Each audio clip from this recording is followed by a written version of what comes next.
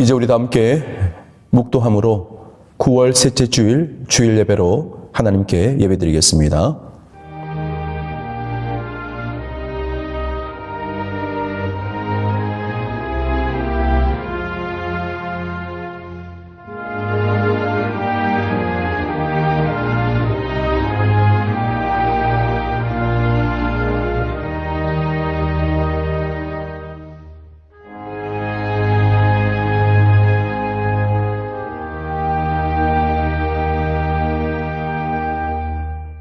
은혜가 풍성하신 여호와 하나님, 하나님의 구속의 은혜와 사랑 감사합니다.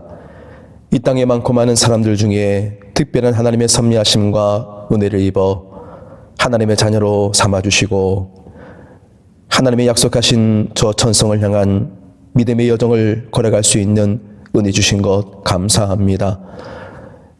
이 같은 세상의 위협과 어려움 속에서도 하나님 사랑하고 또 말씀을 의지하여 살기를 원하는 성도들이 한자리에 모여 예배합니다. 각 처소에서 드리는 모든 예배 가운데 하나님 동일한 은혜와 복으로 함께 하시고 하나님의 영광 나타낼 수 있는 거룩한 산제사 드리게 하옵소서. 예수 그리스도 이름으로 감사하며 기도드리옵나이다. 아멘. 우리 함께 교독문 38번 시편 92편을 함께 교독하겠습니다.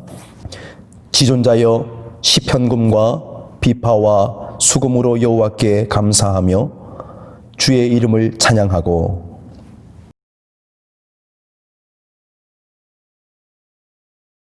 여호와여 주께서 행하신 일로 나를 기쁘게 하셨으니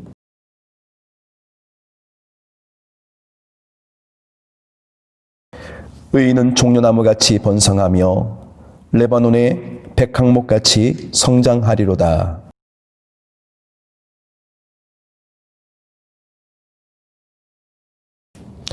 그는 늙어도 여전히 결실하며 진액이 풍족하고 빛이 청청하니 여호와의 정직하심과 나의 바이드심과 그에게는 불의가 없음이 선포되리로다. 아멘. 이제 우리 다 함께 사도신경으로 우리의 신앙을 함께 고백드리겠습니다. 전능하사 천지를 만드신 하나님 아버지를 내가 믿사오며 그 외아들 우리 주 예수 그리스도를 믿사오니 이는 성령으로 잉태하사 동정녀 마리아에게 나시고 본디오 빌라도에게 고난을 받으사 십자가에 못 박혀 죽으시고 장사한 지 사흘 만에 죽은 자 가운데서 다시 살아나시며 하늘에 오르사 전능하신 하나님 우편에 앉아 계시다가 저리로서 산자와 죽은 자를 심판하러 오시리라. 성령을 믿사오며 거룩한 공예와 성도가 서로 교통하는 것과 죄를 사하여 주시는 것과 몸이 다시 사는 것과 영원히 사는 것을 믿사옵나이다. 아멘. 이제 우리 다 같이 찬송가 268장 죄에서 자유를 얻게 함은 함께 찬양 드리겠습니다.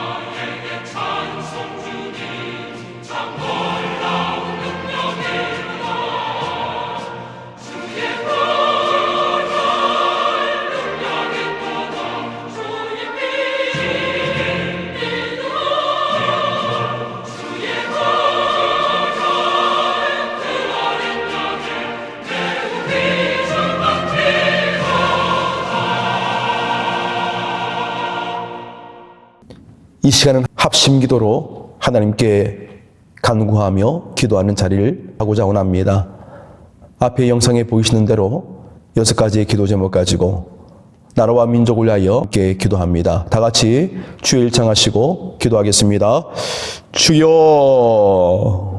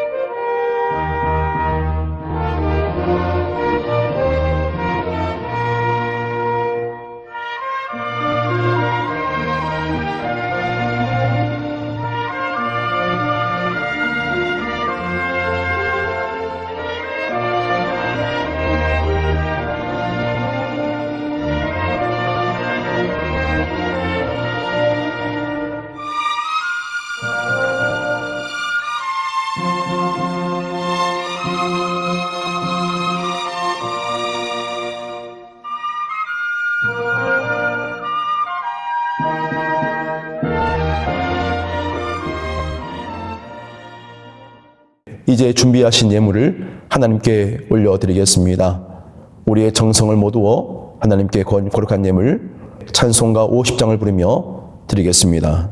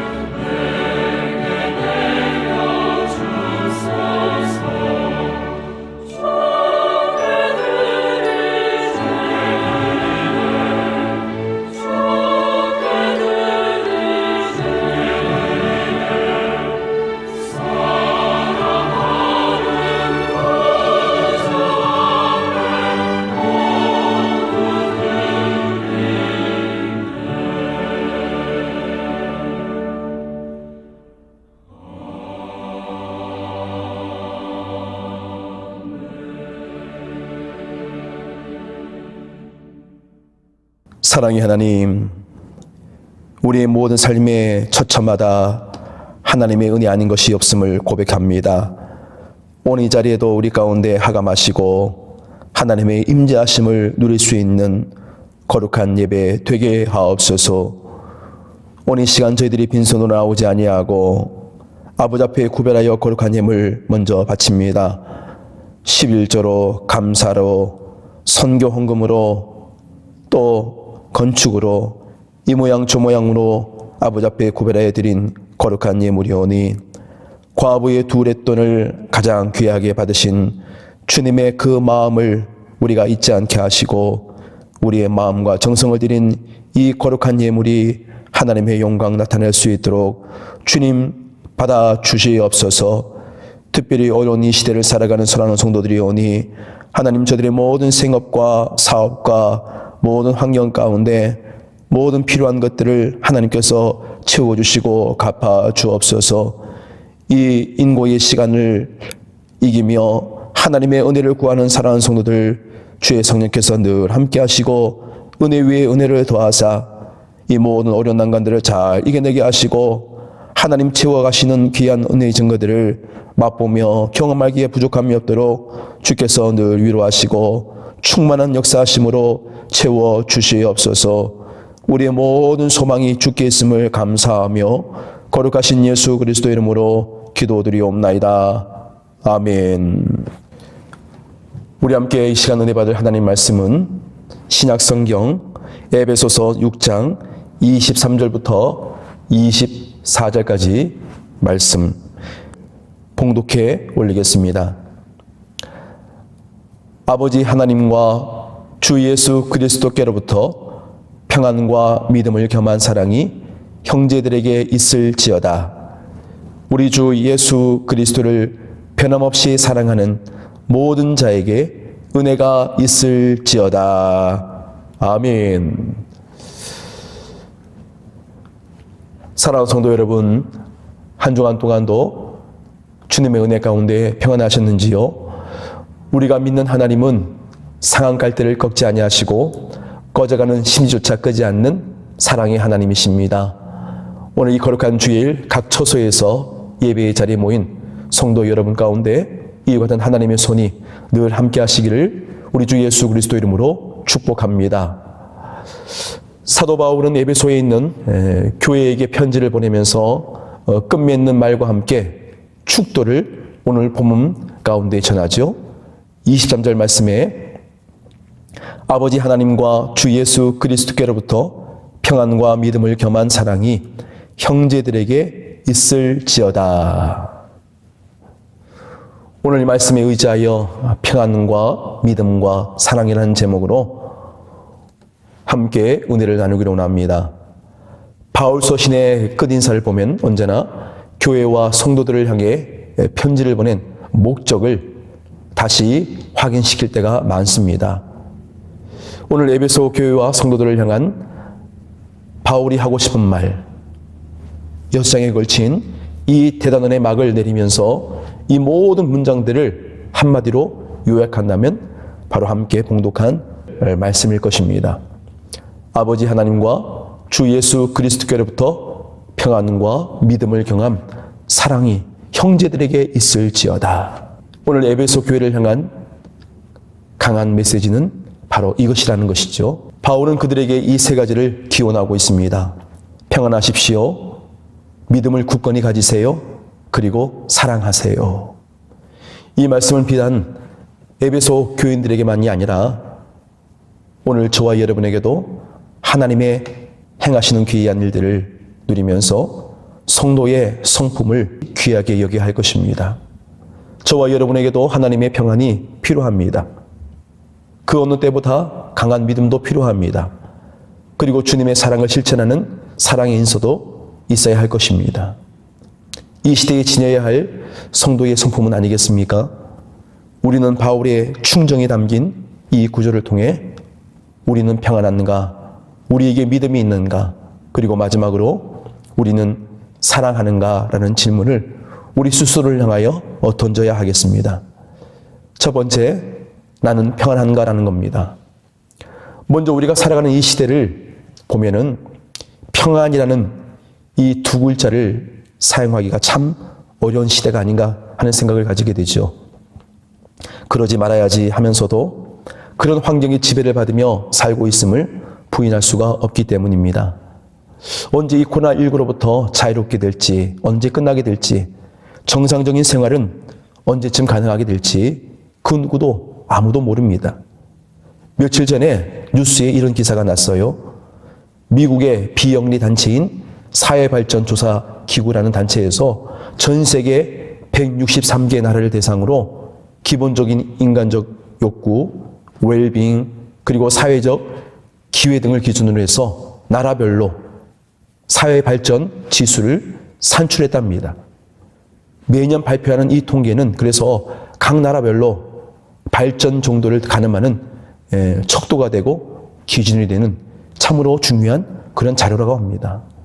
지금 여러분 화면에 보이시는 대로 우리나라 대한민국은 전 세계에서 무려 17위에 올 2020년에 이렇게 랭킹이 되었다고 뉴스에 났습니다. 저는 이 뉴스를 접하면서 참 다양한 생각을 하게 되었어요. 대한민국의 국위가 그만큼 높아졌구나 하는 것과 정말로 내가 느끼는 삶의 질적인 부분들은 과연 그러한가라는 생각 말입니다. 세상의 모든 사람의 관심이 그러하다면 우리 믿는 성도들은 어떠해야겠습니까?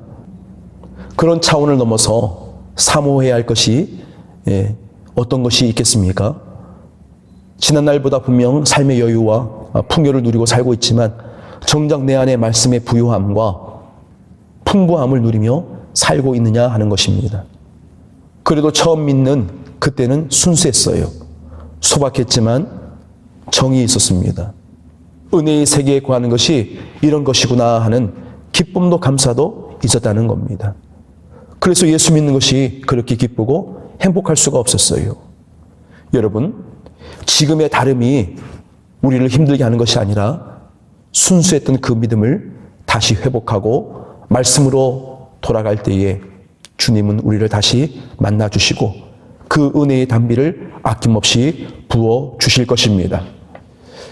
지금 우리 교회는 유치부, 유초동부, 중등부, 청년부, 그리고 장년부에 이르기까지 성경 필사가 각 세대별로 진행되고 있습니다. 시간과 장소의 구애를 받지 아니하고 자유롭게 은혜로운 말씀을 더 가까이 하고 묵상하고자 하는 목적으로 시작하게 되었죠. 근데 여러분 해보시니까 어떠신가요? 쉽지 않죠? 어렵죠? 이 바쁜 세상을 살면서 성경 말씀을 공책에다가 내가 직접 뺏겨 쓴다는 거 절대 쉽지 않습니다. 어떤 분이 그러시더라고요. 마태복음 한 장 쓰는데 3시간 걸렸다고. 근데 여러분, 이런 시대일수록 더 말씀으로 돌아가 주님의 음성에 귀를 기울여 본다면 어떨까요? 다른 분들처럼 많이 할 수는 없어도 내 안에 주신 이 거룩한 부담을 안고 내가 할 수 있는 여건 안에서 조금씩 하나님의 말씀으로 내 삶을 써내려갈 수 있다고 한다면 이 얼마나 귀한 일이겠습니까? 저도요, 월요일과 목요일 저녁 2시간씩 목사님들과 성경 세미나를 갔습니다. 서로 만나서 하는 것이 아니라 스마트폰 가지고 화상회의 형식으로 많은 목사님들과 함께 성경 공부를 하면서 그 말씀 속에서 주시는 하나님의 뜻과 하나님의 행하심과 하나님의 인도하심을 구하고 있습니다. 시대가 그러하니 하면서 그렇게 안주하고 맹놓고 있으면은 무슨 소망이 있고 무슨 발전이 있겠습니까? 이런 각박한 세상 가운데 살지만 오히려 말씀의 풍성함을 누리는 복된 은혜, 그런 믿음의 기회로 삼고 우리 수양교회 모든 성도들은 하나님의 거룩한 은혜의 보좌 앞에 그리고 말씀의 능력 가운데 거하기를 우리 주 예수 그리스도 이름으로 축복합니다. 그것이 바로 하나님의 평안으로 들어가는 첩경임을 여러분 잊지 마십시오. 주님이 주신 그 구원의 은혜 앞에 이제는 나가야 합니다. 내게 주실 새 하늘과 새 땅의 영광을 생각하며 기뻐하십시오. 오늘 말씀의 평안, 히브리어로 샬롬은 물질에서 오는 것이라 말하지 않습니다. 사람의 능력으로 되는 것이라고 말하지 않습니다. 어떤 업적으로 이루어지는 것이라고도 말하지 않습니다. 샬롬, 진정한 평안은 오직 하나님으로부터 오는 것입니다. 그래서 사도 바울은 에베소 교회 성도들에게 평안을 빌면서 이야기하기를 아버지 하나님과 주 예수 그리스도께로부터라는 이 원천을 소개하고 있다는 거예요. 성도 여러분, 평안은 오직 우리 하나님과 주 예수 그리스도께로부터 오는 것임을 믿으시길 바랍니다. 하나님의 은혜로 온 세상을 평정했던 다윗이 전쟁이 그치고 평안해졌을 때에 그가 거한 그 백향목 궁궐에서 거하면서도 가장 먼저 하나님 생각하고 하나님 거하실 성전 건축을 먼저 생각했습니다. 그랬더니 하나님께서 다윗의 그 아름다운 믿음과 하나님에 대한 변함없는 그 사랑을 기뻐하시고 자자손손 축복해 주신 것이 아니겠습니까? 예전에 어느 부흥사 목사님께서 이런 말씀을 하셨어요. 현실적으로 겪는 어려움은 구원의 과정에서 잠시 스쳐 지나가는 하나의 점에 불과하다. 정말 그렇습니다. 힘들 때나 형통할 때나 건강할 때나 병들었을 때나 여전히 주님 잘 믿고 은혜에 충만한 신앙생활이 오늘 여러분 가운데 충만하시기를 원합니다. 하나님에 대한 믿음과 사랑은 그래서 어떤 조건이나 어떤 상황, 어떤 세월의 흐름 속에서도 결코 변해서는 안 됩니다. 찬송 가사에 있듯이 불같은 시험 많아도 겁내지 마시고 구주의 권능 크심을 믿고 주님만 의지하는 정금 같은 믿음 생활 이어갈 수 있기를 간절히 원합니다. 두 번째는 나에게 믿음이 있는가라는 부분입니다. 바울은 왜 에베소 교인들에게 하나님과 구주 예수 그리스도로부터 오는 믿음이 있기를 기원했을까요? 그만큼 믿음을 갖는다는 것이 힘들다는 얘기예요. 믿음 생활하면서도 온전한 믿음을 지키기가 얼마나 힘듭니까? 그래서 중심에 진실한 신앙이 있는 그런 사람은 환경이 어떻게 변하든지 어떤 고난이 오든지 바뀌지 않습니다. 물론 실수할 수도 있고 죄를 범할 때는 있어도 그 근본의 신앙적인 가치와 그 기준은 절대로 흔들리지 아니하고 주님 사랑하는 그 마음은 바뀌지 않다는 것이죠.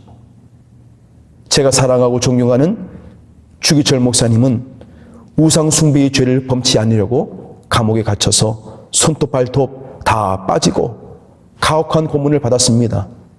거꾸로 매달아 놓고 코에다가 고춧가루 탄 그 물을 부어서 기절하면서도 끝까지 신앙의 지조 포기치 아니하고 지키다가 마침내 순교하셨습니다.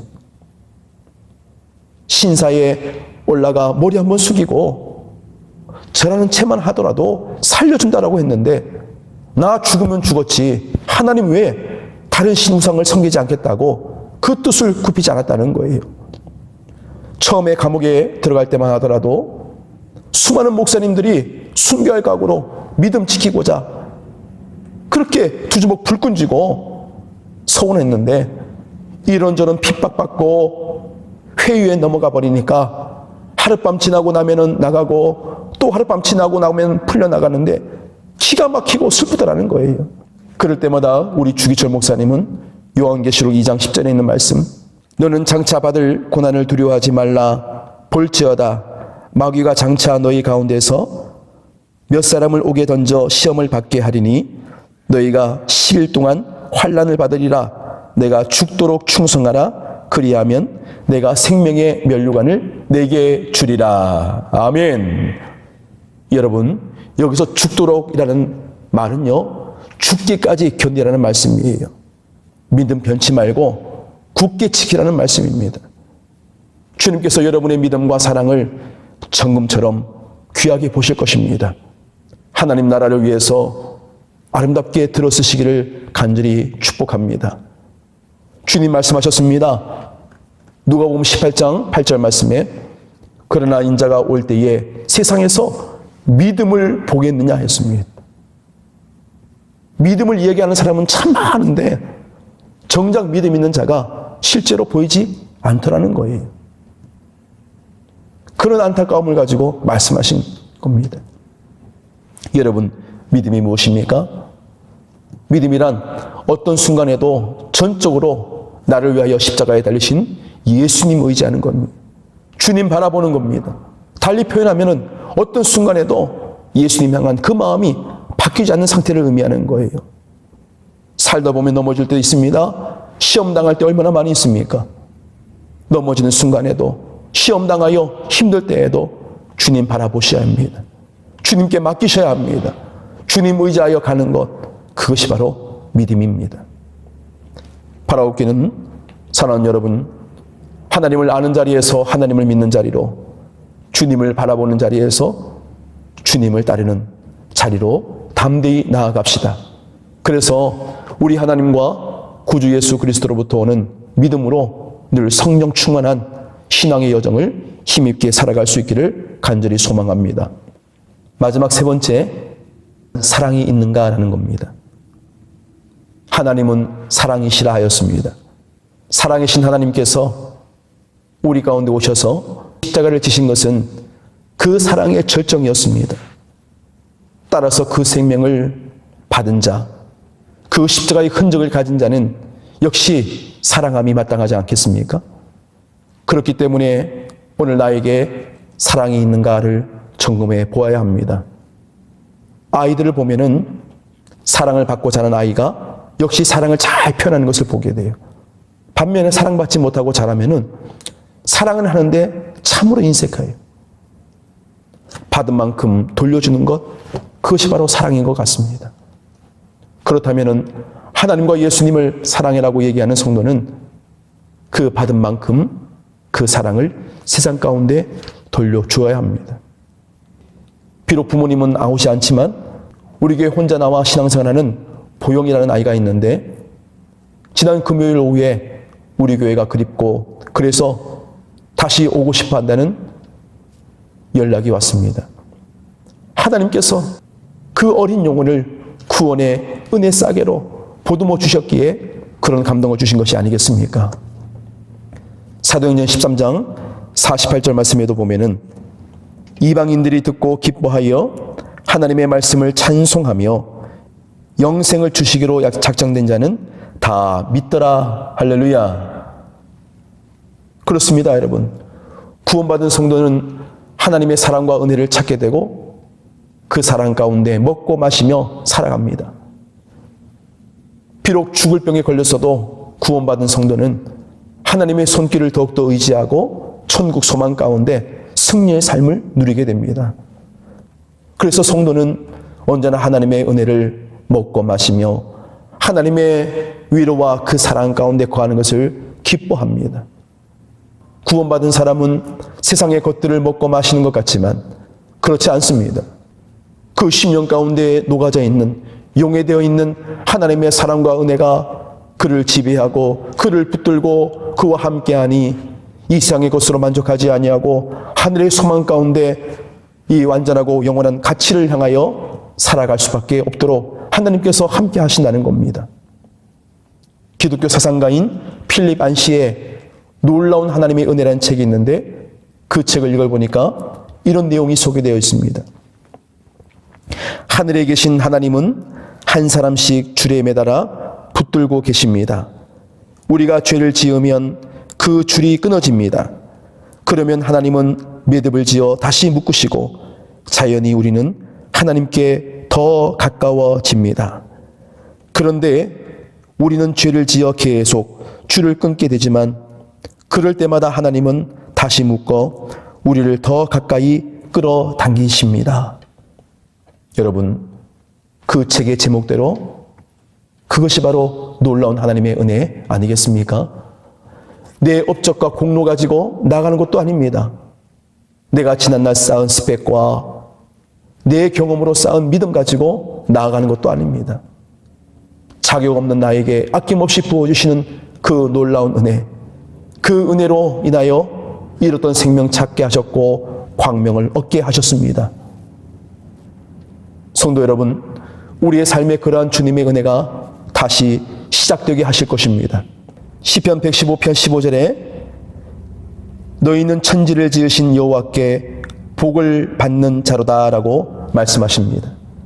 우리가 믿는 하나님은 모든 믿는 성도들에게 복 주시기를 기뻐하십니다. 하나님의 복을 받을 때에 뭔가 성공한 일들이 일어날 것이라고 생각합니다. 잘 되는 일이 일어날 것이라고 생각합니다. 물론 그렇습니다. 그러나 그것이 전부라고 성경은 얘기하지 않습니다. 우리가 진정 하나님께로부터 오는 사랑을 받으면 축복이나 성공이나 물질의 번영을 넘어서 그 받은 사랑 때문에 사랑할 수 있다는 거예요. 성도 여러분, 이제부터 하나님과 예수 그리스도께로부터 오는 평안을 구하십시오. 하나님과 예수 그리스도께로부터 오는 흔들리지 않는 믿음을 사모하십시오. 하나님과 예수 그리스도께로부터 오는 사랑 안에 거하기를 기뻐하십시오. 이 시대를 향한 하나님의 간절함이 우리 가운데 언제나 흘러넘치기를 우리 주 예수 그리스도 이름으로 축복합니다. 아멘. 기도드리겠습니다. 거룩하신 아버지 하나님, 이 시대를 향한 하나님의 뜻이 이러함을 우리가 이 귀한 말씀을 통하여 깊이 깨달아 알게 하시고, 깨닫는 것으로 그치는 것이 아니라 우리의 삶 가운데 이 말씀이 능력 있게 선포되게 하시고 나타날 수 있도록 주여 사용하여 주옵소서. 우리 하나님과 주 예수 그리스도께로부터 오는 평안을 사모합니다. 우리 하나님과 주 예수 그리스도께로부터 허락되는 믿음을 간절히 구합니다. 우리 하나님과 우리 주 예수 그리스도께로부터 오는 사랑 안에 거하기를 주여 소망합니다. 우리 모든 믿음의 성도들 심령 가운데 이 말씀이 복이 되게 하옵시고 심령 천국 이루게 하옵소서. 우리의 모든 인생의 갈망과 갈급함을 주께서 해결하시고 우리에게 이 같은 거룩한 능력으로 충만하게 하사 오직 나의 나 된 것이 하나님의 은혜인 것을 믿으며 전심으로 하나님 사랑하고 교회 사랑하고 말씀을 사랑하는 성도의 가치가 우리 안에 늘 충만하게 하옵소서. 거룩하신 예수 그리스도 이름으로 감사하며 기도드리옵나이다. 아멘. 이번 주일 교회 소식을 준비했습니다. 영상으로 준비했으니 다 같이 시청하도록 하겠습니다.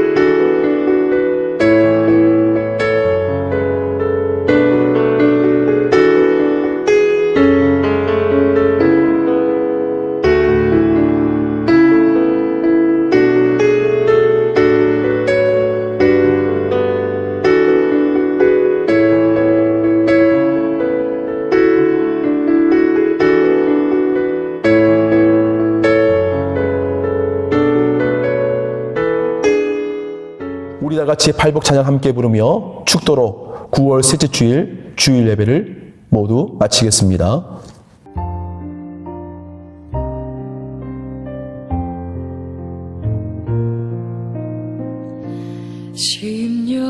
심령이 가난한 자는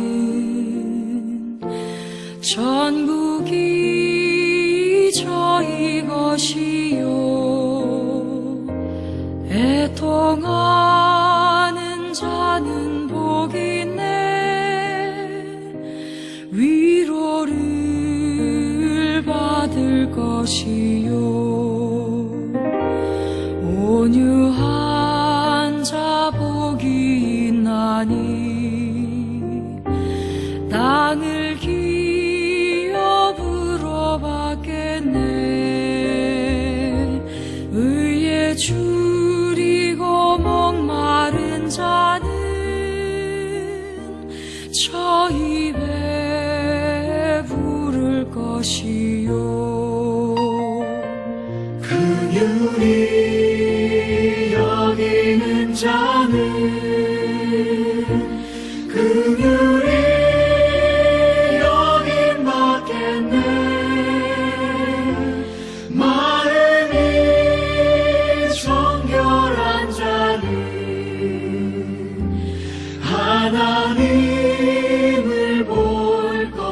것이요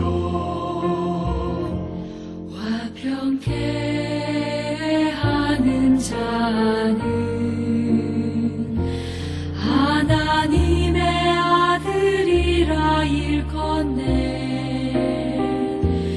의를 위하여 핍박받는 자 천국이 저희 것이라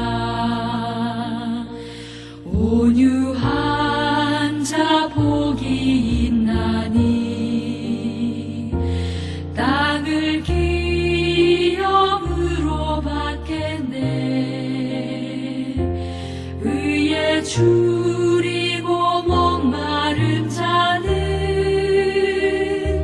저 입에 부를 것이요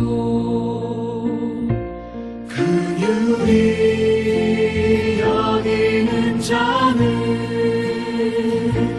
긍휼히 여김 받겠네 마음이 정결한 자는 하나님을 볼 것이요 화평케 하는 자는 하나님의 아들이라 일컫네 의를 위하여 핍박받는 자 천국이 저희 것이라 내게도 주소서 내가 복을 받기 원하네 오늘 주여 주소서